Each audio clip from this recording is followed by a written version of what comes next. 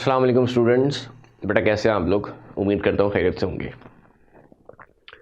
Atomic structure में जो हमारा काम चल रहा था बेटा, इलेक्ट्रॉन प्रोटॉन न्यूट्रॉन की डिस्कवरी हमने कर ली। इस सिलसिले को आगे बढ़ाते हैं।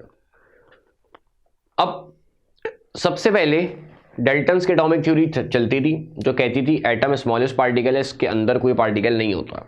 अब इसके अंदर इलेक्ट्रॉन डिस्कवर हो गया, प्रोटॉन डिस्कवर हो गया, न्यूट्रॉन डिस्कवर हो गया। कैसे डिस्कवर हो डिटेल में हम डिस्कस कर चुके हैं उसको। अब जब इलेक्ट्रॉन प्रोटॉन न्यूट्रॉन डिस्कवर हो गए, एक मसला आया, एटम के अंदर रहते किस तरह ये। तो सबसे पहला जो मॉडल पेश किया रदरफोर्ड ने पेश किया, उसमें कुछ डिफेक्ट्स आए। तो क्वांटम थ्योरी को, प्लैंक्स क्वांटम थ्योरी को ज़हन में रखते हुए नील बोहर ने उसका सॉल्यूशन दिया। क्या दिया डिटेल में देखते हैं इसको। रदरफोर्ड का मॉडल क्या था? रदरफोर्ड ने गोल्ड की फॉइल ली पतली सी, सही है, उस पे मारा अल्फा पार्टिकल्स को। अल्फा पार्टिकल्स कहां से आ रहे थे? वही कहीं रेडियो एक्टिव एलिमेंट से आ रहे थे, सही है। और इन्होंने वही फ्लोरेसेंट स्क्रीन लगा दी। तो उन्होंने देखा कि कुछ पार्टिकल्स ऐसे ही चले गए गोल्ड फॉइल में से पास कर गए, और कुछ लार्ज एंगल्स पे डिफ्लेक्ट हो गए, सही है। इसी चीज को अगर मैं यहां पे देखूं, ये कह लो थोड़ा उसका 3D वर्जन है, ये 2D में इसको देख लो, या यहां देख लो।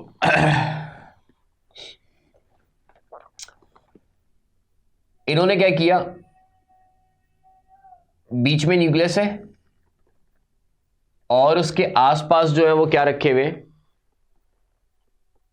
इलेक्ट्रॉन रखे हुए। ये बात खैर उस वक्त नहीं पता थी रदरफोर्ड को। इन्होंने मारा अल्फा पार्टिकल्स को, तो उन्होंने देखा ज्यादातर अल्फा पार्टिकल्स जो थे वो बगैर किसी डिफ्लेक्शन के सीधा सीधा पास कर गए।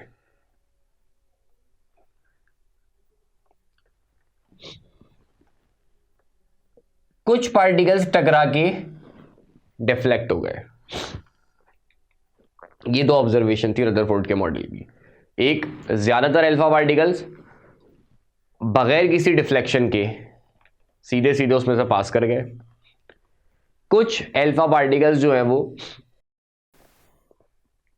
डिफ्लेक्ट हो गए लार्ज एंगल्स पे। अब इसको रदरफोर्ड ने कैसे समझाया? पहले तो देखो ये ऑब्जर्वेशन लिखी हुई है, ज्यादातर रेडिएशन अनडिफ्लेक्टेड हो गई, कुछ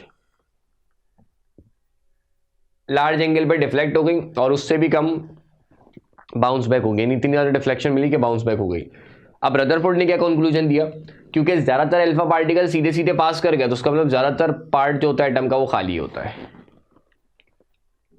सही है। और कुछ रेडिएशन जो टकरा के लार्ज एंगल पे डिफ्लेक्ट हो रही थी या बाउंस बैक हो रही थी, तो इसका सॉल्यूशन रदरफोर्ड ने ये दिया कि ये किसी भारी चीज से टकरा रही हैं, जिसकी वजह से डिफ्लेक्शन देखने को मिल रही है, या पार्टिकल्स जो वो आपके बाउंस बैक हो रहे हैं। तो रदरफोर्ड ने कहा कि एटम का सारा मास उस जगह पे है जहां से ये रेडिएशंस टकरा के बाउंस बैक हो रही है, डिफ्लेक्ट हो रही है, और देखा गया कि वो बिल्कुल एटम के सेंटर में आ रहा था। तो उस जगह को रदरफोर्ड ने नाम दिया न्यूक्लियस का। तो न्यूक्लियस की डिस्कवरी किसने की? तो रदरफोर्ड ने की, सही है। और इसने कहा कि एटम में 3 पार्टिकल होते हैं, इलेक्ट्रॉन प्रोटॉन न्यूट्रॉन, जिसमें जो मासिव पार्टिकल होते हैं, भारी पार्टिकल होते हैं, वो प्रोटॉन और न्यूट्रॉन होते हैं। तो उसने कहा कि ये दोनों पार्टिकल न्यूक्लियस के अंदर रहते हैं। अब बचे इलेक्ट्रॉन, वो न्यूक्लियस के अंदर नहीं हो सकते, क्योंकि पॉजिटिव नेगेटिव मिलेगा, फिर आपका एटम जो है वो खत्म हो जाएगा। तो उसने कहा वो न्यूक्लियस के बाहर होते हैं। अब न्यूक्लियस के बाहर अगर रुके हुए होते तो अगेन वही बात, न्यूक्लियस पे पॉजिटिव चार्ज है वो उसको खींच लेता है, इलेक्ट्रॉन न्यूक्लियस में आ जाते हैं और एटम खत्म आपका। तो इसने कहा कि इलेक्ट्रॉन घूम रहे होते हैं, जिस तरह आपका सोलर सिस्टम है, बीच में सूरज है और अर्थ इसके गिर्द चक्कर लगा रही है। अब अगर सोचो अर्थ रुक जाए तो सूरज उसको खींच लेगा अपनी तरफ, खत्म, सोलर सिस्टम खत्म, हम सब खत्म। तो उसने कहा बीच में न्यूक्लियस है उसमें क्योंकि प्रोटॉन न्यूट्रॉन है तो एटम का सारा मास उस जगह पे है, और क्योंकि उसमें प्रोटॉन है उस पर पॉजिटिव चार्ज है, न्यूक्लियस उसके बाहर घूम रहे। ये रदरफोर्ड ने मॉडल दिया, काफ़ी बेहतरीन मॉडल था, लोगों को समझ में आया कि हाँ ठीक है इसी तरीके से होता होगा। एक मसला आ गया, बल्कि दो मसले आ गए। क्या? क्लासिकल थ्योरी कहती थी कि जब भी कोई चार्ज पार्टिकल बेटा मूव करेगा तो वो एनर्जी निकालेगा। कोई भी चार्ज पार्टिकल कंटिन्यूसली मूव करेगा तो वो कंटिन्यूस एनर्जी निकालेगा। अगर वो कंटिन्यूस एनर्जी निकाल रहा है तो दो काम होंगे, एक इलेक्ट्रॉन घूम रहा है एनर्जी निकाले जा रहा है, थक जाएगा, थक के न्यूक्लियस में गिर जाएगा, एटम खत्म। यानी एटम की स्टेबिलिटी के ऊपर इनका मॉडल बात नहीं कर रहा था कि एटम स्टेबल किस तरह से, इलेक्ट्रॉन घूमे जा रहा है, पता नहीं कितने अरसे से घूम रहा है, घूमे ही जा रहा है, थक नहीं रहा, थक के न्यूक्लियस में क्यों नहीं गिर रहा, एटम खत्म क्यों नहीं हो रहा। दूसरा, अगर कंटिन्यूस एनर्जी निकाल रहा है तो एटम का स्पेक्ट्रम जो है बेटा वो कंटिन्यूस बनना चाहिए, जबकि बचपन से एक चीज आप पढ़ते हो, एटम का स्पेक्ट्रम लाइन बनता है। स्पेक्ट्रम कहते हैं बैंड ऑफ कलर्स को, आगे पढ़ोगे अभी नेक्स्ट लेक्चर्स में। स्पेक्ट्रम होता है बैंड ऑफ कलर्स। दो तरह के स्पेक्ट्रम होते हैं, लाइन और कंटिन्यूस। लाइन या चलो पहले कंटिन्यूस, जिसमें कलर्स के बीच में सेपरेशन नहीं होती, जैसे रेनबो होता है। रेनबो में सातों के सातों कलर एक के बाद एक होते हैं, बीच में कोई गैप, कोई डिफरेंस, कोई सेपरेशन नहीं होती, तो ये कंटिन्यूस स्पेक्ट्रम है। अगर कलर के बीच में सेपरेशन आ जाए, जैसे वॉयलेट कलर आया, इंडिगो नहीं है, ब्लू आया, तो इंडिगो की जगह पे गैप आ जाएगा ना, तो ये लाइन स्पेक्ट्रम होता है। यानी कुछ स्पेसिफाइड कलर निकल रही हो, कुछ स्पेसिफाइड एनर्जी निकल रही हो, कंटिन्यूस एनर्जी ना निकल रही हो, तो लाइन स्पेक्ट्रम आपका बनता है। तो एटम का जो स्पेक्ट्रम बन रहा था बेटा वो लाइन बन रहा था, कंटिन्यूस नहीं बन रहा था। तो ये दो मसले रदरफोर्ड के मॉडल में आए कि इलेक्ट्रॉन घूम रहे, एनर्जी निकालेगा, इसका ऑर्बिट छोटा होता रहेगा और छोटे होते होते न्यूक्लियस में गिर जाएगा। If electron emit radiation continuously, energy will decrease continuously, it will come close to the nucleus, finally jumped in the nucleus, atom must be destroyed, it should exhibit continuous spectrum but line spectrum is observed। तो conclusion ये हुआ कि electron continuous energy नहीं निकाल रहा होगा जब ये सब काम नहीं हो रहा। मगर क्यों नहीं निकाल रहा था? क्लासिकल थ्योरी कहती थी कि भाई घूमेगा तो निकालेगा। तो इसका सोल्यूशन दिया किसने? बोहर ने। बोहर ने कैसे सोल्यूशन दिया? बोहर ने सहारा लिया क्वांटम थ्योरी का। बोहर ने कहा भाई आप इलेक्ट्रॉन का मॉडल बता रहे हो, मतलब आप एटम का मॉडल बता रहे हो, आप एटम में इलेक्ट्रॉन प्रोटॉन न्यूट्रॉन की जगह बता रहे हो कि वो कैसे रहते हैं, तो क्लासिकल थ्योरी पे नहीं रह सकते। क्लासिकल मतलब पुरानी चीज़ों से आपको निकलना पड़ेगा। नई जनरेशन के लोग आ गए ना, उन्होंने कहा यार कब तक आप पुरानी चीज़ों पे चलते रहोगे, अब नया दौर आ गया है, नई थ्योरीज बनाओ, उन पे चलो। उसी ज़माने में एक थ्योरी ने धूम मचाई हुई थी, क्वांटम थ्योरी ने, तो बोहर ने क्वांटम थ्योरी का सहारा लिया। क्वांटम थ्योरी क्या कहती थी?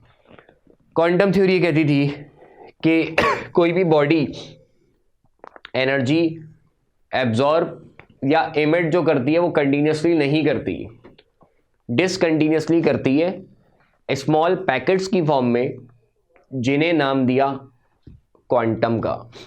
और अगर वो क्वांटम लाइट को कैरी करवा रहे हैं तो उन्हें फोटोन का नाम दिया गया। Heat absorbed or emitted by an object do not occur continuously but absorb or emit heat in a specified amount. Absorption and emission of heat occurs in the form of small packets जिन्हें quantum कहते हैं, और अगर वो quantum light energy को carry करा रहे हैं तो उन्हें फोटोन कहेंगे। और इन्होंने कहा कि फोटोन की जो एनर्जी है बेटा वो डायरेक्टली प्रोपोर्शनल होती है किसके? फ्रीक्वेंसी के। फ्रीक्वेंसी को एफ भी लिखते हैं या न्यू से भी रिप्रेजेंट करते हैं। डायरेक्टली प्रोपोर्शनल के इक्वल्स टू आया, साथ में क्या कांस्टेंट आया एच, जो कहलाता है प्लैंक्स कांस्टेंट, क्योंकि प्लैंक्स ने इसके बारे में बताया था। ठीक है। और प्लैंक्स ने कहा कि कोई भी ऑब्जेक्ट या तो एक फोटोन इमिट करेगा या फिर 2 इमिट करेगा या 3 करेगा या 4 करेगा, यानी किसी भी ऑब्जेक्ट से जो एनर्जी इमिट हो रही है या वो जो एनर्जी एब्जॉर्ब कर रहा है वो क्वांटाइज्ड है। जब भी क्वांटम थ्योरी का नाम है, क्वांटाइज मतलब फिक्स है, यानी अगर एक फोटोन निकाल रहे हैं तो h न्यू, 2 फोटोन निकाल रहे हैं तो 2h न्यू, 3 फोटोन निकाल रहे हैं 3h न्यू, क्योंकि एक फोटोन की एनर्जी h न्यू है। अच्छा, ये चीज याद रखना, एनर्जी फ्रीक्वेंसी के डायरेक्टली प्रोपोर्शनल है, एनर्जी का फ्रीक्वेंसी से डायरेक्ट रिलेशन है, ये बात जहन में रखना, आगे ये चीज काम आएगी। तो ये क्वांटम थ्योरी थी कि कोई भी ऑब्जेक्ट कंटीन्यूअस एनर्जी नहीं निकालता, डिसकंटीन्यूअसली निकालता है, स्मॉल पैकेट्स की फॉर्म में निकालता है। उन्हें क्वांटम कहते हैं, और अगर वो क्वांटम लाइट को कैरी कर रहे हैं तो वो आपके फोटोन कहलाते हैं। और फोटोन की जो एनर्जी है बेटा वो फ्रीक्वेंसी के डायरेक्टली प्रोपोर्शनल है। जिस लाइट की फ्रीक्वेंसी ज़्यादा होगी उसकी एनर्जी ज़्यादा होगी। अच्छा, मैं इसको यूं भी लिख सकता हूं, आपने एक चीज़ पढ़ी होगी मैट्रिक में, V equals to F lambda, matric में डेरिवेशन की होगी। V का मतलब वेलोसिटी, अगर लाइट की बात करूं तो लाइट की वेलोसिटी को C से रिप्रेजेंट करते हैं, क्योंकि फोटोन में लाइट एनर्जी की बात हो रही है, कोई और रेडिएशन नहीं होगी, लाइट होगी। F को न्यू भी मैंने कहा लिखते हैं, तो न्यू बराबर हो जाएगा किसके बेटा, C अपॉन लेमडा के। तो एनर्जी बराबर है एच न्यू के, या एनर्जी बराबर है एच सी अपॉन लेमडा के। न्यू की जगह C अपॉन लेमडा डाल दिया तो ये भी लिख सकते हो आप। तो इसका मतलब एनर्जी फ्रीक्वेंसी के डायरेक्टली प्रोपोर्शनल है और एनर्जी वेवलेंथ के इनवर्सली प्रोपोर्शनल होती है। ये इंपॉर्टेंट चीज है। वो लाइट जिसकी फ्रीक्वेंसी ज्यादा होगी उसकी एनर्जी ज्यादा होगी और वेवलेंथ कम होगी। जिसकी फ्रीक्वेंसी कम होगी उसकी एनर्जी कम होगी, वेवलेंथ ज्यादा होगी। ठीक है, तो ये क्वांटम थ्योरी थी। इसी का सहारा लिया बोहर ने, और बोहर ने क्या कहा, प्लैंक्स क्वांटम थ्योरी कहती थी कोई भी बॉडी कंटीन्यूअस एनर्जी इमिट नहीं करती, डिसकंटीन्यूअसली करती है। तो बोहर ने कहा जब तक इलेक्ट्रॉन अपने ऑर्बिट में घूमता रहेगा वो एनर्जी इमिट नहीं करेगा, ना एब्जॉर्ब करेगा। सही है, जब तक इलेक्ट्रॉन अपने ऑर्बिट में घूम रहा है, फिक्स ऑर्बिट में घूम रहा है, उसी ऑर्बिट में घूम रहा है, तो इस ऑर्बिट में घूमने के लिए इसको एनर्जी ना एब्जॉर्ब करने की जरूरत है ना इमिट करने की जरूरत है। और ये जो ऑर्बिट जिसमें इलेक्ट्रॉन घूम रहा है इसको स्टेशनरी ऑर्बिट या एनर्जी लेवल कहते हैं। अब इलेक्ट्रॉन इस एनर्जी लेवल पे आया हुआ है, इसमें घूम रहा है, तो जब तक इस पे घूमता रहेगा उसको एनर्जी निकालने की जरूरत या एब्जॉर्ब करने की जरूरत नहीं है। हाँ, दो ऑर्बिट के बीच उसको ट्रांजिशन करना है, इसमें घूम रहा था, इसको हायर स्टेट पे जाना है, या हायर पे घूम रहा था लोअर पे आना है, तो वो एनर्जी इमिट या एब्जॉर्ब करेगा। लोअर से हायर पे जाएगा तो एनर्जी एब्जॉर्ब करेगा, हायर से लोअर में आएगा तो एनर्जी इमिट करेगा। अब क्योंकि ये काम कंटिन्यूअसली नहीं हो रहा, कंटिन्यूअसली तो वो अपनी ऑर्बिट में घूम रहा है, जब तक अपने ऑर्बिट में घूम रहा है एनर्जी नहीं निकाल रहा। हायर ऑर्बिट में जा रहा है एनर्जी एब्जॉर्ब कर रहा है, लोअर ऑर्बिट में आ रहा है एनर्जी इमिट कर रहा है। तो ये जो एनर्जी इमिट हो रही है कंटिन्यूअसली नहीं हो रही। तो जब कंटिन्यूअसली नहीं हो रही तो इलेक्ट्रॉन थक के न्यूक्लियस में नहीं गिरेगा और उसका स्पेक्ट्रम भी कंटिन्यूअस नहीं बनेगा। ये कहा बोहर ने। सही है, बोहर ने कहा भाई क्लासिकल थ्योरी कहती थी इलेक्ट्रॉन घूम रहे कंटिन्यूअस एनर्जी निकालेगा। क्लासिकल थ्योरी से आप एटम का स्ट्रक्चर नहीं समझा सकते, आपको क्वांटम थ्योरी का, मॉडर्न थ्योरी का सहारा लेना पड़ेगा। वो ये कहती थी, क्वांटम थ्योरी कहती है कि कंटिन्यूअस एनर्जी एब्जॉर्ब या इमिट नहीं होती, और बोहर ने उसको एक्सप्लेन भी किया क्यों नहीं हो रही भाई। कंटिन्यूअसली तो अपने शेल में घूम रहा है ना, हर शेल की अपनी अपनी एक एनर्जी होती है, एनर्जी लेवल भी कह रहे हैं इसको। एनर्जी निकालने का बोहर ने फॉर्मूला भी दिया, आगे हम उसको पढ़ेंगे। ये एक शेल है, इसकी अपनी एनर्जी है, ये शेल है, इसकी अपनी एनर्जी है, ये शेल है, इसकी अपनी एनर्जी है। इस शेल में अगर इलेक्ट्रॉन है तो उसके पास इतनी एनर्जी है जितनी इस शेल की है, जब भी तो उस शेल में है। तो जब तक इसी शेल में घूमेगा तो उसको एनर्जी निकालने की क्या जरूरत है? जितनी एनर्जी इस शेल में आने के लिए चाहिए उतनी एनर्जी तो है ना उसके पास, जब भी तो वो उस शेल में घूम रहा है। हाँ, अगर वो हायर शेल में जाना चाह रहा है, उसकी एनर्जी ज्यादा है पर उसको एनर्जी एब्जॉर्ब करनी पड़ेगी। या जब हायर से लोअर में आ रहा है तो लोअर की एनर्जी कम है, तो लोअर पे आते हुए उसको एनर्जी कुछ निकालनी पड़ेगी। सही है?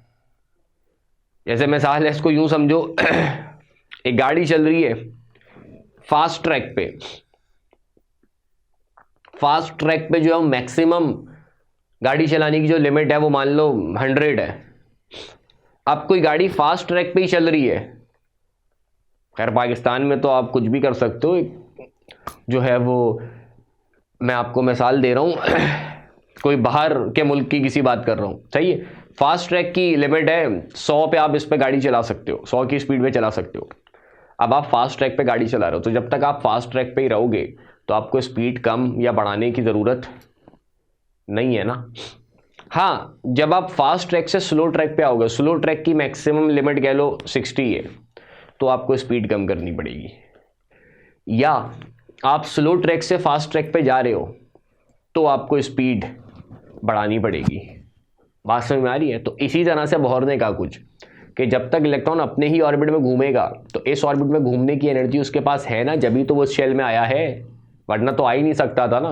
100 की स्पीड आपकी होगी जब भी तो आप फास्ट ट्रैक में हो, वरना नहीं होते ना। तो जब तक इलेक्ट्रॉन इसी शेल में घूमेगा एनर्जी निकालने या एब्जॉर्ब करने की ज़रूरत इसको नहीं है, एनर्जी निकालने की एब्जॉर्ब करने की नौबत नहीं आएगी। हाँ, जब चेंज दो शेल के बीच, दो ऑर्बिट के बीच चेंज करने की कोशिश करेगा, हायर में जाएगा तो एनर्जी एब्जॉर्ब करनी पड़ेगी, स्पीड बढ़ानी पड़ेगी। लोअर में आएगा तो एनर्जी कम करनी पड़ेगी, स्पीड कम करनी पड़ेगी। तो क्योंकि ये काम कंटिन्यूसली नहीं हो रहा, तो इस वजह से इलेक्ट्रॉन कंटिन्यूसली एनर्जी नहीं निकालता। कंटिन्यूस एनर्जी नहीं निकालता तो थक के न्यूक्लियस में नहीं गिरेगा और स्पेक्ट्रम भी कंटिन्यूस नहीं बनेगा। यही बात दिखी हुई बेटा। देखो, बोहर ने कहा न्यूक्लियस के अराउंड कुछ एनर्जी लेवल है, ये पहला एनर्जी लेवल है, इसको पहला शेल या के शेल बोलते हैं। ये दूसरा एनर्जी लेवल है, इसको एल शेल या सेकंड शेल बोलते हैं। ये तीसरा एनर्जी लेवल है, इसको एम, और चौथे को एन। तो बोहर ने कहा फिक्स ऑर्बिट में जब तक इलेक्ट्रॉन घूम रहा है, ना एनर्जी एब्जॉर्ब करेगा ना इमिट करेगा, उस शेल में वो कंप्लीटली स्टेबल है। जब वो ट्रांजिशन करेगा तो एनर्जी एब्जॉर्ब या इमिट करेगा, ट्रांजिशन करते वक्त। सही है? और जिन फिक्स शेल में वो घूम रहा होता है उन फिक्स शेल को ऑर्बिट शेल या फिर एनर्जी लेवल कहते हैं, जैसे कि मैंने आपको बताया। अब वही बात दोबारा लिखी हुई है कि फिक्स शेल में जब तक इलेक्ट्रॉन घूमेगा, ये वाला इलेक्ट्रॉन यहां घूम रहा है, एनर्जी नहीं निकालेगा। ये वाला इलेक्ट्रॉन यहां घूम रहा है, तमीज से घूमता रहेगा, एनर्जी नहीं निकालेगा। ये वाला इलेक्ट्रॉन यहां घूम रहा है, घूमता रहेगा, एनर्जी नहीं निकालेगा। हाँ, जब इलेक्ट्रॉन लोअर शेल से हायर शेल में जाएगा तो उसको करनी पड़ेगी एनर्जी एब्जॉर्ब, और हायर शेल से अगर लोअर शेल में आएगा तो उसको करनी पड़ेगी एनर्जी एमिट। सही है? लोअर शेल से हायर शेल में जाने के लिए इलेक्ट्रॉन एनर्जी एब्जॉर्ब करता है, और हायर शेल से लोअर शेल में आने के लिए एनर्जी रिलीज करता है। लोअर से हायर में जाएगा, एनर्जी एब्जॉर्ब करेगा, हायर से लोअर में आएगा, एनर्जी इमिट करेगा। अब वो जो एनर्जी इमिट कर रहा है वो बेसिकली किसके बराबर होगी? हायर शेल की जो एनर्जी है और लोअर शेल की जो एनर्जी है, इसके बीच जो एनर्जी का डिफरेंस है, इतनी ही एनर्जी वो एब्जॉर्ब करेगा और इतनी ही वापस आते हुए रिलीज करेगा ना। मान लो लोअर शेल है, इसकी एनर्जी 10 यूनिट कुछ भी हो, हायर शेल है उसकी एनर्जी 15 है। तो जब इसको लोअर से हायर में जाना है,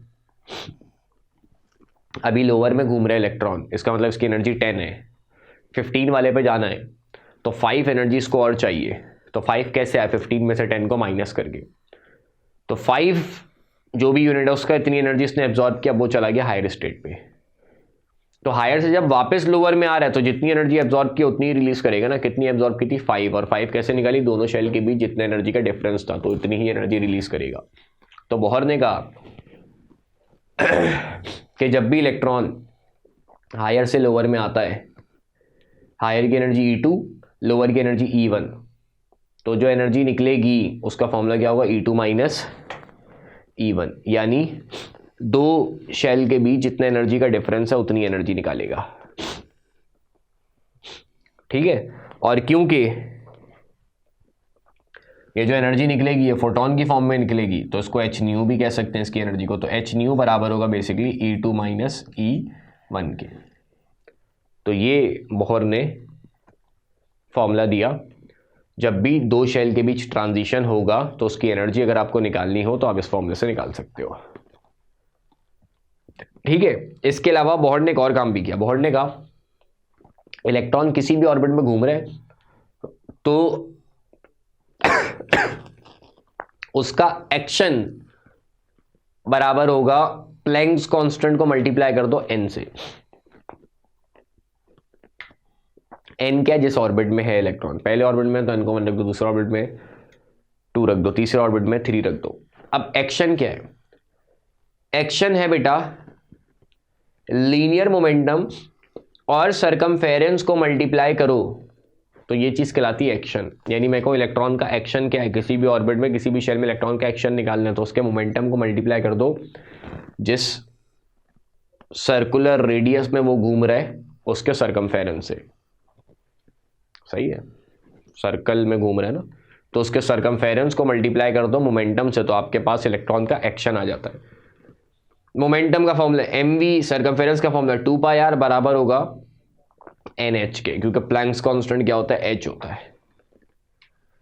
2π को उधर ले जाओ तो mvr बराबर हो जाएगा nh अपॉन 2π। ये का फॉर्मूला दिया किसने? बोहर का। और mvr आप फिजिक्स में पढ़ते हो बेटा, क्या होता है?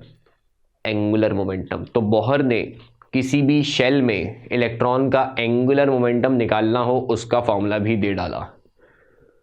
बोहर ने कहा इलेक्ट्रॉन पहले शेल में उसका एंगुलर मोमेंटम निकालना हो तो h अपॉन 2π को मल्टीप्लाई करा दो 1 से। दूसरे शेल में इलेक्ट्रॉन है उसका एंगुलर मोमेंटम निकालना हो तो h अपॉन 2π को मल्टीप्लाई करा दो 2 से।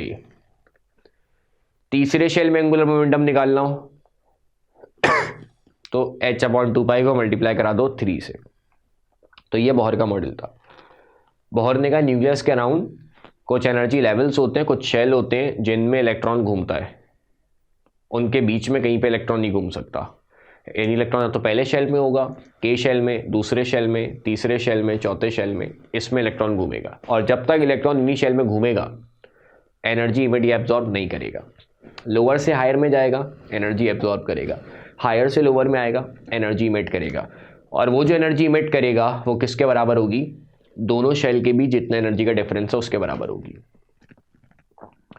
और किसी भी ऑर्बिट में इलेक्ट्रॉन का एंगुलर मोमेंटम आपको निकालना हो तो क्या करो? उस शेल का जो भी नंबर है, पहला, दूसरा, तीसरा, चौथा, पांचवा, जो भी, उसको मल्टीप्लाई कर दो h अपॉन 2π से। तो ये जो है वो आपका बोहर का एटॉमिक मॉडल था। ठीक है। तो हमने रदरफोर्ड एटॉमिक मॉडल पढ़ा, उसमें जो डिफेक्ट्स आए वो पढ़े, और उस डिफेक्ट्स को बोहर ने क्वांटम थ्योरी को देखते हुए किस तरह से रिमूव किया, ये सारी चीज़ हमने देखी। ठीक है। तो बेटा फिलहाल इस लेक्चर को, इस वीडियो को यहीं पे एंड करते हैं। अगले लेक्चर में आपसे मुलाकात होगी। अपना ख्याल रखना। अल्लाह हाफिज़।